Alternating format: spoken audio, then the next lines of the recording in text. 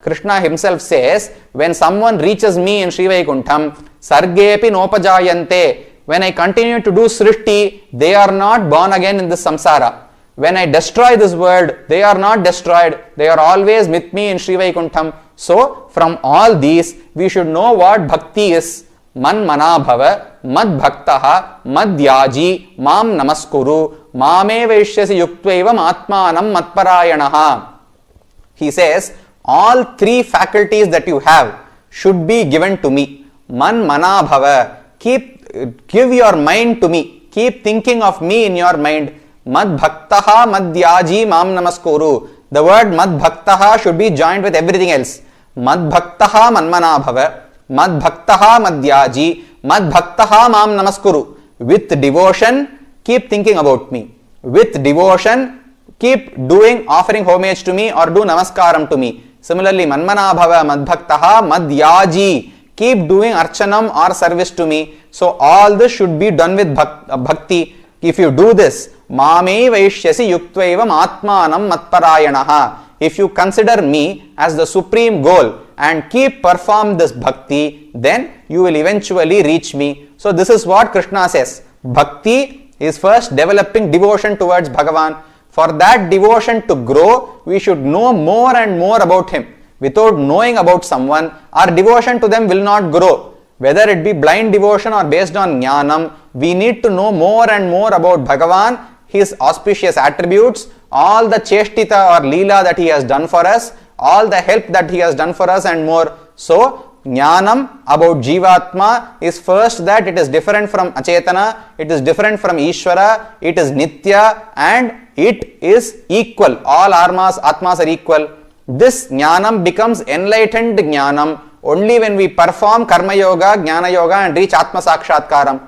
Similarly, Jnanam about Bhagavan will come when we study the Shastras. We can know that Bhagavan is the creator, he controls everything, he resides within everything, he has many auspicious qualities, he is Purushottama and whatnot. But only when we reach devotion, only when we develop devotion, then we can know him properly, we can see him properly and we can truly attain him. This is what the Shastras says. So, Jnanam and enlightened Jnanam. Similarly, Bhakti is what we have seen till now. Whatever we do, Dhyana, Archana, Pranamadihi, we should continue to do all our Varnashrama Dharma and we should do Dhyanam of Bhagavan with devotion, we should do Archana, we should do service to him and all this is called Bhakti. Now, this Bhakti as it grows will become blinding. Till now what we saw is just Bhakti. When that Bhakti becomes blinding, it blinds both of us. Jivatma and Paramatma are the two people involved in this Bhakti. One Jivatma is performing Bhakti towards or showing devotion towards Paramatma. When this Bhakti grows beyond a level or even when it is nascent and growing, what happens is it blinds this Jivatma and it blinds the Paramatma. Paramatma is said to be Sarvajnaha. He knows everything in this world. There is nothing that he does not cognize. However, the Vedas and Shastram say Bhagavan is blind here. We will see how. First, when a Jivatma develops too much devotion towards Bhagavan, we reach the stage Vasudeva Sarvam iti Samahatma Sudurlavaha. Krishna says it is very hard to find a person who thinks Vasudeva is my everything. So, how this is explained is, we need three things in our lives. Dharakam, Poshakam and Bhogyam. Dharakam is that which helps us to sustain this body. Poshakam is that whatever we eat which helps us to grow this body, which increases or supplements this body. Similarly, Bhogyam is just luxury. Whatever we eat for the taste of it. It is not required to sustain my body. It does not do good to my body and help me grow it. But it is just a luxury that is taken for taste. So, there are three things. Dharakam, Poshakam and Bhogyam. Krishna says, Vasudeva Sarvam iti Samahatma Sudurlabhaha. One who considers that Lord Krishna is the one who sustains my body. Lord Krishna and bhakti towards him is what is going to grow my body. Similarly, anything that is bhoga, luxury to me, is just thinking about Bhagavan and enjoying his Kalyana Gunas. So, such a state where this will not happen for us. This is blinding bhakti. Anyone who is in his right mind will know that dharakam is different. Water is going to sustain my body. Food is going to help me grow my body. Something that is just a luxurious item to eat is going to be a bhogyam. Similarly, none of us will think that Bhagavan is dharakam, Bhagavan is poshakam, Bhagavan is bhogyam. We are all having devotion, but we are clear in what is dharakam and what is poshakam. When someone reaches higher levels of devotion, Bhagavan is their sustenance. Bhagavan is what helps them grow, and Bhagavan is their only enjoyment. So dharakam, poshakam and bhogyam become Bhagavan. Alvar says, Unnum shoru, paruhu neer, thinnum vettaliyum ellam kannan, emberaman ennanne kangal neer malhi. Unnum shoru, paruhu neer, thinnum vettalai. The water that we drink, which is dharakam, is Bhagavan. Then the food that we eat, which is poshakam, is also Bhagavan. Then whatever betel nuts or that which we have is also Bhagavan. That is the luxurious product. So, unnum shoru, paruhu neer, thinnum vettaliyum ellam kannan. This is a stage where bhakti is blinding. Similarly, we know all about the story of Vidura. Vidura was so much in devotion that he didn't know what to do when Krishna suddenly came to his house. He made him sit in a chair and gave him all the peels of a banana. He did not know that he was even giving the peels of the banana. So that is blinding bhakti. But Bhagavan is not upset by it. If we go somewhere and people come to us and they have a lot of reverence for us, they might come, they might touch you, they might offer you garlands, they might fall at your feet, and all this will happen. But if this is not to your liking, you are mostly irritated by it. We think that everything should be should go as per plan. Everybody should be ready with what to do next. But Bhagavan does not like this. What Bhagavan thinks is, if someone upon seeing him is distraught, they don't know what to do and they are not able to figure out what to do next, that devotion or that confusion is what Bhagavan likes. When Vidura went to his house, Krishna says, Vidurannani bubuje shuchini gunavanticha. That person did not know what to do. Vidura threw away all the fruit and gave the peels to Krishna. But Krishna says, Vidurannani shuchini gunavanticha. They were very pure and they were very tasty. As far as till he gave the peels, Krishna was taking and eating them. When he realized that he was throwing away the fruit and Vidura started to give fruits to him, Krishna said, my hunger is now quenched. I do not have hunger anymore. So, Vidurannani bhubuje shuchini gunavanticha. When someone has blinding bhakti, that devotion is what Brahman looks for. That is what is there, that is most conducive to him. So, bhakti can blind us. Nin kaladum nenjaliyum kanshuralum. Alvar says, when we learn about Bhagavan, when we know that he is lying down in the milky ocean, then kaladum, my legs cannot walk anymore. Kanshuralum, my eyes are swirling, I don't know what to do. Kaladum nenjaliyum kanshuralum, my mind is destroyed, I am not able to think of anything in a stream. So, this is the state of a great bhakta. Blinding bhakti is when you don't know what to do next. A normal bhakta might be able to do all his varnashrama dharma, perform meditation perfectly and do everything that is required. Someone who is blinded by bhakti might not even know what to do next. He might just be standing there thinking of Bhagavan. He might be looking at a wall and thinking of Bhagavan, we do not know. So that is blinding bhakti. This is how bhakti can blind a jivatma. Similarly, bhakti can also blind Paramatma himself. Krishna says, Jnanitu atmaiva me matam. Anyone who is devoted to me is my Atma. And Atma is something which sustains the body. This body is now active because this Atma is bearing it. This Atma, I, the Atma, am inside it. So, Bhagavan is the Atma for everything in this world. He said, Maya tatamidam sarvam jagad avyaktamurtina matsthani sarvabhutani nachaham te shavasthitaha. When he explained in the 9th chapter, he said, I am controlling everything. Everything is sustained by me. Everything is resting in me. I am the Atma for everything in this world. A few verses later, when he is talking about a bhakta, he says, Sacha mama priyaha jnanitu atmaiva me matam. I believe that a devotee of mine is sustaining me. This is what Krishna says. Me matam. Shastras might say whatever they want. All the Vedas and Upanishads say Brahman is sustaining everyone in this world. But Jnani tu atmaiva me matam. Krishna says, my matam, my philosophy is this. You take it or not, if you want to or not. What I think is, my devotees are who sustain me. Jnani tu atmaiva. My devotee is my antaratma. So this is where Sarvajna is himself blinded. He knows very well that he is the one sustaining everyone. But when he sees a devotee, it is as though that devotee is sustaining Brahman. So that is what we should learn. Bhagavan is also blinded by bhakti. He says, Patram pushpam phalam toyam yome bhaktya prayachati tadaham bhaktyupakritam ashnami prayatatmanaha. When someone with bhakti offers just some leaves or some flowers or fruit or just water to him, Bhagavan is still mesmerized by this. He thinks that that bhakti is what is most great to him. So, patram pushpam phalam toyam yome bhaktya prayachati. If you offer any of these with bhakti, tadaham bhaktyupakritam ashnami prayatatmanaha. There is one verse which says, yasya kriyaha.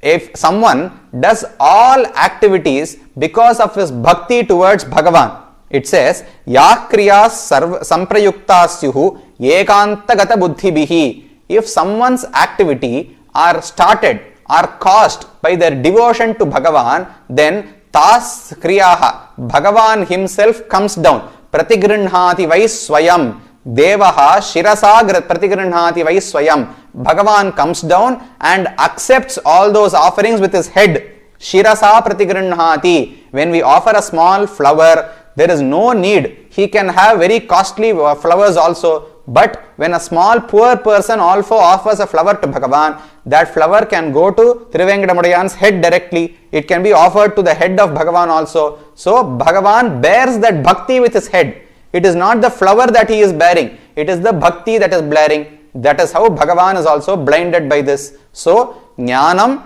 is understanding about Atma and Paramatma from the Upanishads and our Acharyas. Enlightening Jnanam is when we perform meditation or bhakti and truly realize that all Atmas are equal and truly realize who Paramatma is. Next, once we have Jnanam, that Jnanam should slowly convert into devotion. Pure Jnanam is not useful at all. By having Jnanam, we cannot reach moksham. We just saw now, Yame Vaisha Vrunute Tena Labhyaha. By talking about Brahman or by just meditating about him, you cannot reach Sri Vaikuntham. Bhagavan has to choose you. For him to choose you, he should first like you. He likes only those who have devotion to him. Therefore, we have to develop devotion towards him. So our upasanam or dhyanam has to be converted into bhakti. This is what the Gita says. Jnanam and enlightenment. Similarly, bhakti and the next stage where that bhakti is blinding to both this Jivatma and Paramatma. This is what is explained in the Bhagavad Gita. Now, we should also start to adopt this. We should first start to learn more and more about Brahman. Bhakti utpatti vivriddhyartha vistirna dashamodita. For bhakti to be born and for bhakti to grow, we should keep learning more and more about Brahman. That is one thing we should do. Similarly, we should all do our Nitya Karma Anushtanam. That is what will cleanse our mind. We should do Sandhyavandanam, we should offer obeisance or prayers to Bhagavan, we should do Aradhanam. Only that food which is offered to him should be taken by us. All this will clear us. Ahara Suddhau Sattva Shuddhihi, Sattva Shuddhau Dhruva Smritihi. When our food is clean, then Sattva Guna increases. When Sattva Guna increases, our mind can start to do meditation. When we do meditation, we will be able to reach Bhagavan. Therefore, eating good food is important. Similarly, paying obeisances and serving our acharyas is also important. Bhagavan, he has explained in the Gita that his devotees are very much liked by him.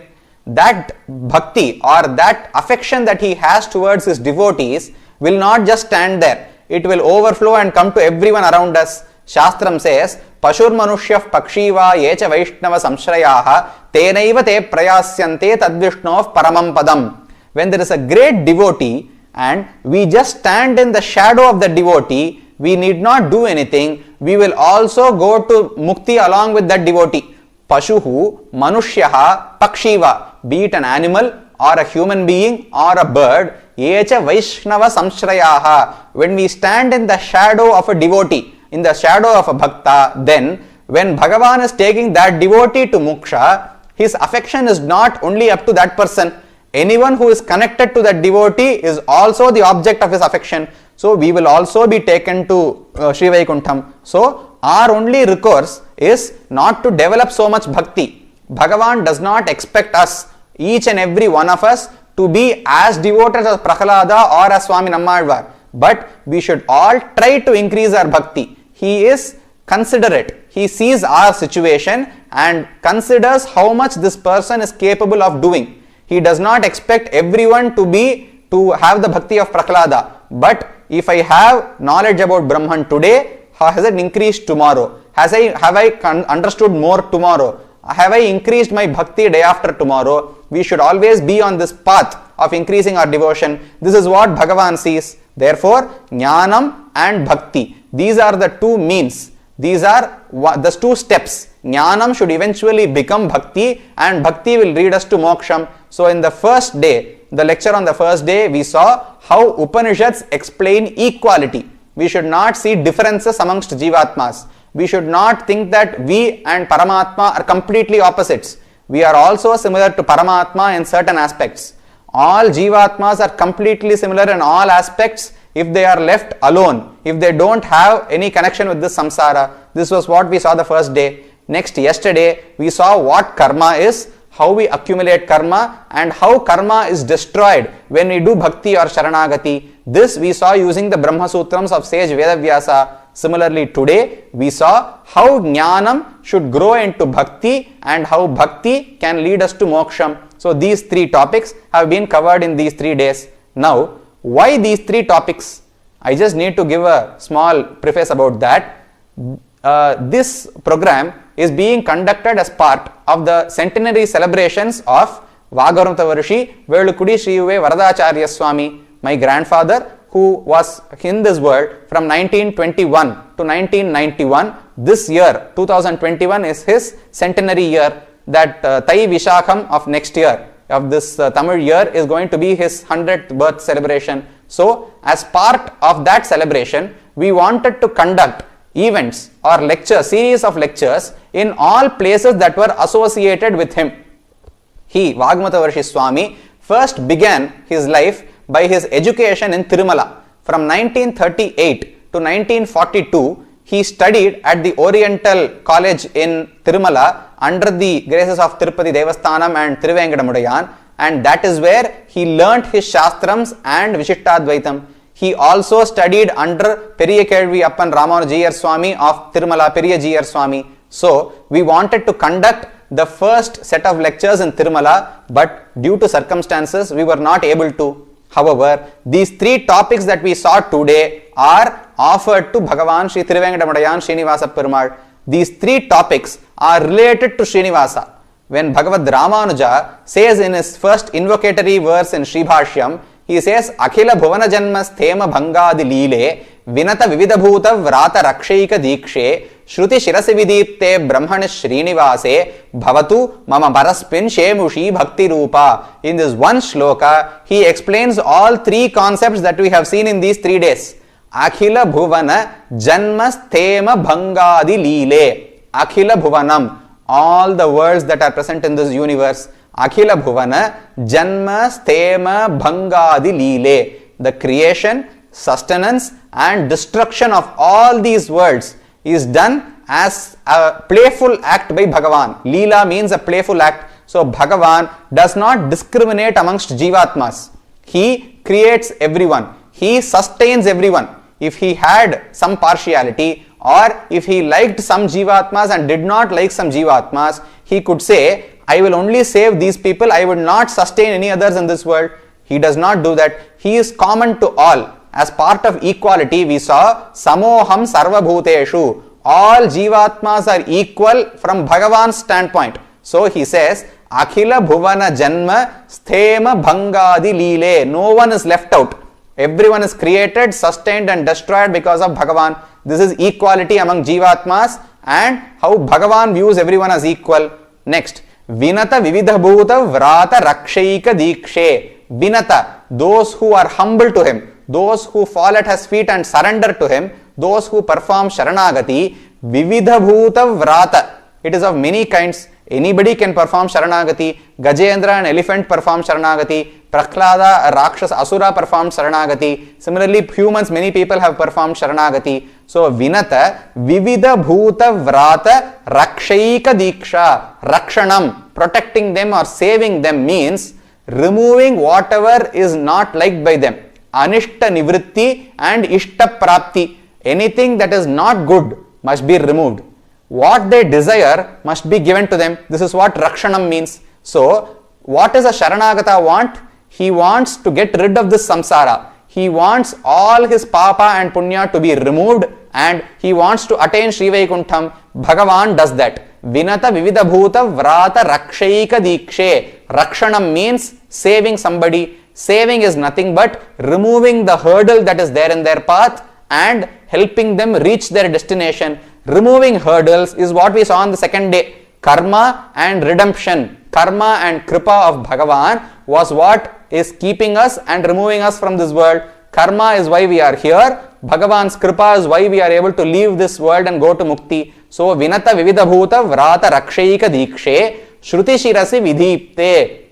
All this is understood from the Upanishads. Shruti Shiras means Vedanta, Upanishad. Shruti Shirasi Vidhipte. The first day we saw based on the Upanishads. The second lecture was based on Brahma Sutras, which are also from the Upanishads. Upanishad Dugdhabdi Madhyodhritam. Brahma Sutra is the essence of the Upanishad. Similarly, Gita also is the essence of the Upanishads. So, all these three meanings are Shruti Shirasi Vidhipte. They are shining in the Vedantas. Finally, Brahmanish Srinivase, to Sri Lord Sri Tiruvenkadamudayan, who is in Tirumala, Bhavatu Mama Parasmin Shemushi Bhakti Rupa. Shemushi means Jnanam. Shemushi Bhakti Rupa. Jnanam in the form of devotion. Bhagavan, Swami Ramanuja is asking Bhagavan to grant him Jnanam in the form of devotion towards Lord Srinivasa. So, one person, Lord Srinivasa of Tirumala, is considering all Jivatmas are equal. So, equality that is told by the Upanishads is practiced by Srinivasa. Similarly, he removes all our sins. Vinata Vividha Bhuta Vrata Rakshaika Dikshe Shruti Shirase Vidhipte Brahmane Srinivase Bhavatu Mama Parasmin Shemushi Bhakti Rupa. Bhakti also should be towards Lord Srinivasa. Alvar says, Shumandu Mamalar Neer Sudar Dupam Kondu Amarndu Vanavar Konadum Namannedum Thiruvengadam Nangatku Shamankol Vidudarum Tadam Kunname. Shamankol Vidu Samam. Samyam means equality. We saw on the first day that when we reach Sri Vaikuntham, we become similar to Bhagavan in 8 Kalyana Gunas. That is what Alva refers to here. Shamankol Vidu Tarum Tadam Kunnam. This mountain called Thiruvengadam is itself capable of giving Samyapatti. It is capable of giving mukti, where I will become equal to Bhagavan, similar to Bhagavan in 8 qualities. So, Thiruvengadam gives equal salvation. Shamankol Vidudarum, Samyapatti Moksham. Similarly, Bhakti is also towards that Bhagavan. Shumandu Mamalar Neer Sudar Dupam Kondu. Mamalar is flowers, Neer, water, Dupam is the smoke or sambrani that we offer. Dupam Kondu, Amarndu Vanavar Konadum. Nitya Suris, their head who is Vishwaksena, Namannedum Thiruvengadam. They all come to Thiruvengadam to do service. Service comes only after Bhakti. So, this Thiruvenkadamudayan and Thiruvengadam shows equality. Thiruvengadam gives equality with Bhagavan when we reach Mukti. Similarly, Bhakti should be performed to Bhagavan, Lord Srinivasa. Similarly, Venkadangal Meimel Vinamuttamum Nangal Tangatku Nallanave Shaivan. Vem Kadangal Mel Vinay Muttavum. He says, Mel Vinay is all the karma that we are going to do after Sharanagati.